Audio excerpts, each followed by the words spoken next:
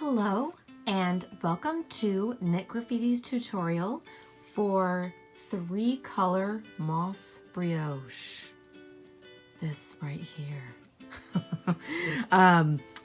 So welcome. Thank you so much for being here. I'm very excited to show you how to work 3-color moss brioche. Please don't be intimidated. It might sound crazy like, 3 colors, but if you are familiar with brioche knitting and simple brioche stitches, you can do this.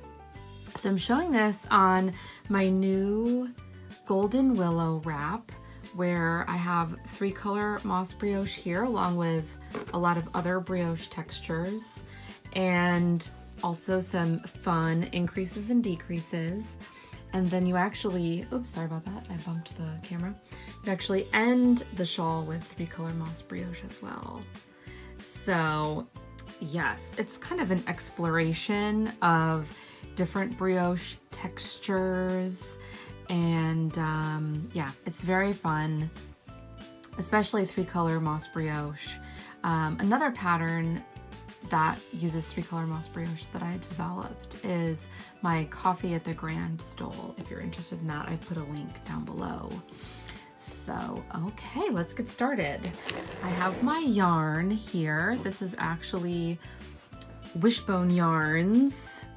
Okay, so this is actually Wishbone Yarns, the Gloss Singles, which I used in my original sample for Golden Willow. So this is colorway Rose Water, the lightest color, color A, and this is Za'atar, color B, and this is Byzantine Blue, color C.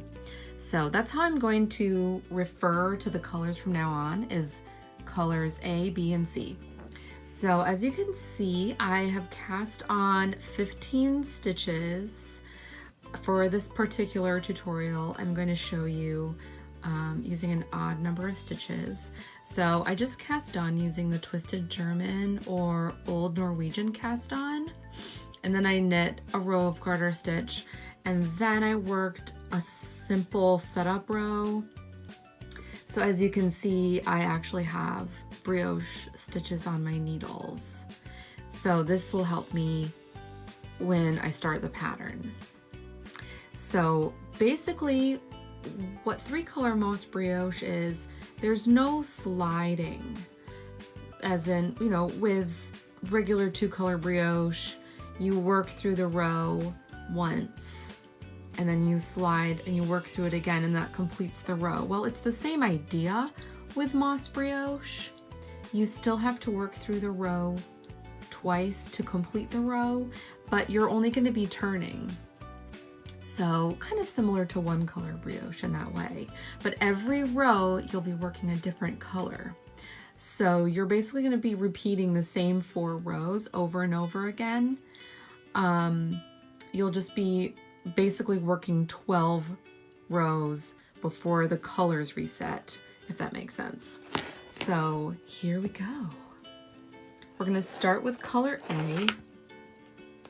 So we're going to be on our main side. Oh, and the needles, yes, aren't they pretty? These are Signature Needle Arts. Yes, they're so pretty. I think this is size 5. So here we go. Okay, so we're starting with color A, and we're on the main side. So I usually will call that row 1 MSA. So we're going to knit the first stitch. So that's kind of our edge stitch. And the next stitch you can see here in 1-color brioche, this is actually a brioche stitch. So if you look at the stitch and you're like, oh, it doesn't look like brioche to me, you can turn it over and you can see that wrapping the stitch. So I'm going to brioche knit this. And I'm gonna do a yarn forward, slip 1 yarn over, and then brioche knit or bark. And I'm just gonna do that all the way across the row. So see, we're just, we're just brioche knitting. We're just brioching. But when you're done, it won't look anything like what you think you know about brioche. Okay, so we're at our last 2 stitches. I'm going to bark that, and then I'm going to bring my yarn to the front, and I'm just going to slip that. That'll give me a nice selvage edge. Okay, so now we're going to turn, right? No slide in here. All right, so now we're on the contrast side, and I'm going to pull in my color B.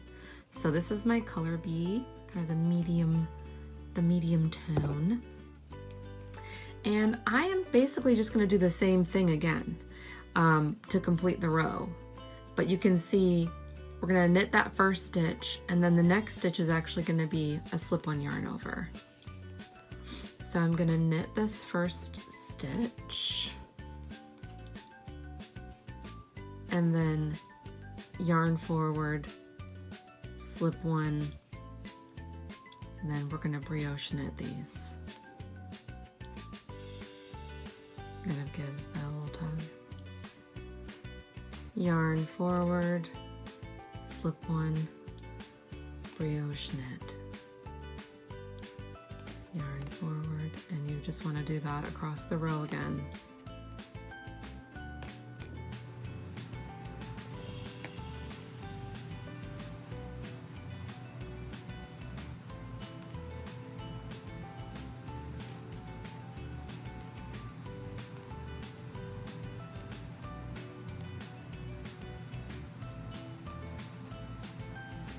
Then for our last 2 stitches, we'll slip one with yarn in front, wrap the yarn around and bring it back to the front, slip that last stitch.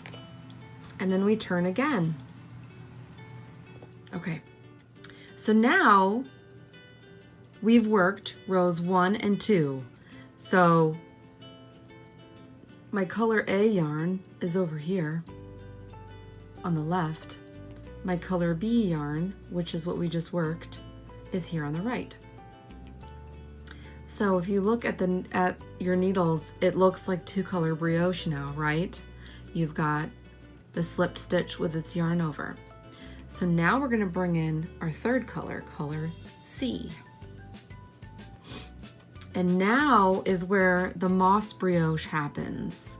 So normally you can see here, this would be a brioche knit. We're actually going to be brioche purling that. We're still going to start with a knit 1.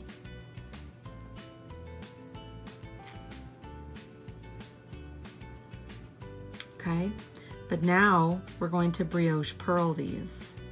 So I'll bring my working yarn in front. Brioche purl. Or burp. Kind of give that a little tug.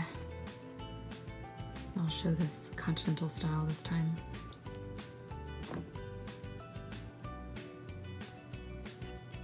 Okay, so I'm gonna brioche purl all the way across. Slip one yarn over, brioche purl, slip one yarn over, brioche purl,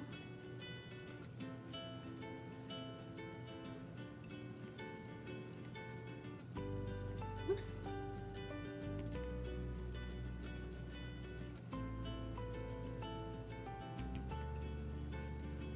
I always feel like brioche was invented by a continental knitter.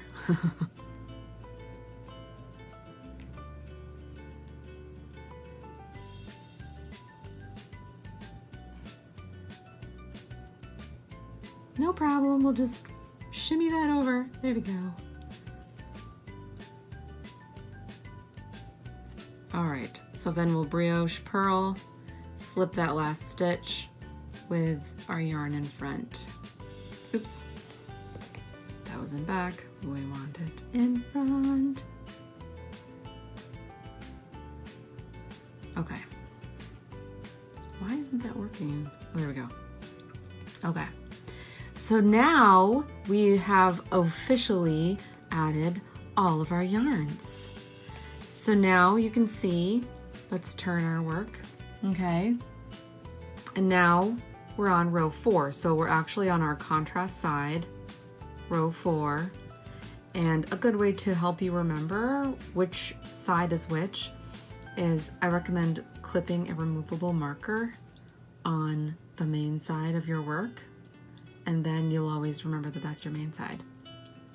Another good way to remember what row you're on or what color to knit with next, look at the yarn colors that are on your needles.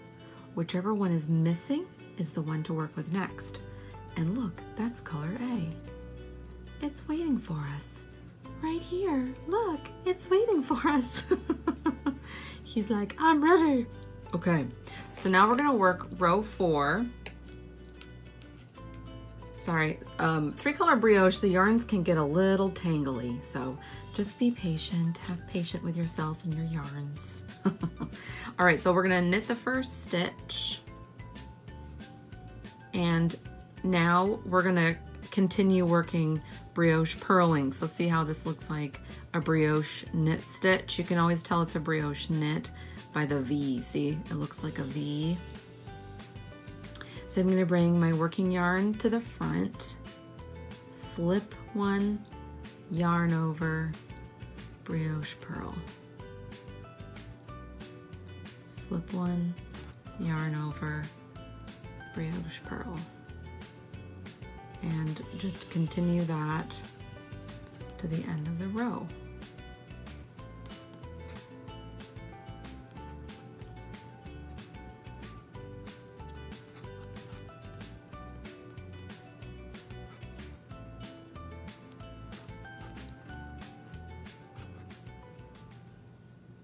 Last 2 stitches, slip one, yarn over, slip with yarn in front.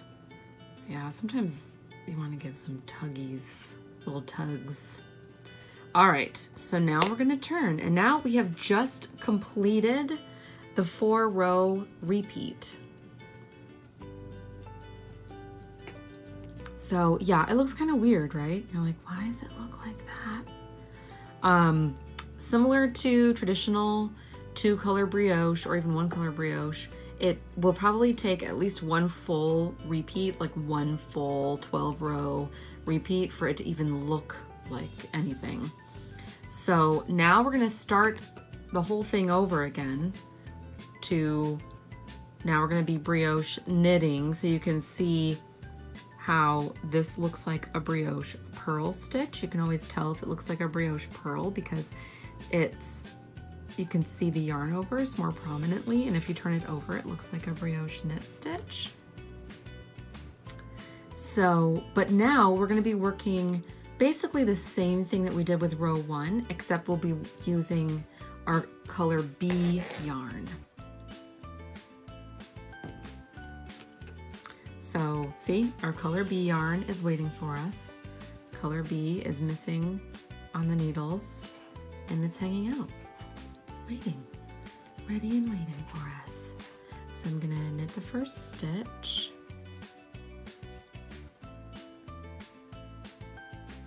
Brioche knit. Yarn forward, slip one yarn over, brioche knit. And repeat that all the way across.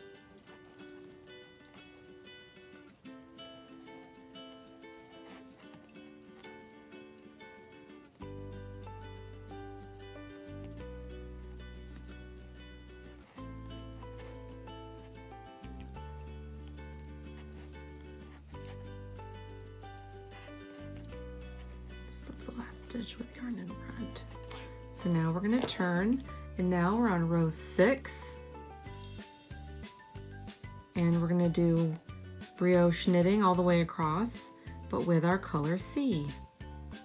And to kind of carry your yarns up the side, I just hold, I hold this yarn to the back and just bring up the next color. There's no need to break your yarn between rows. It'll just be waiting there for you when you return.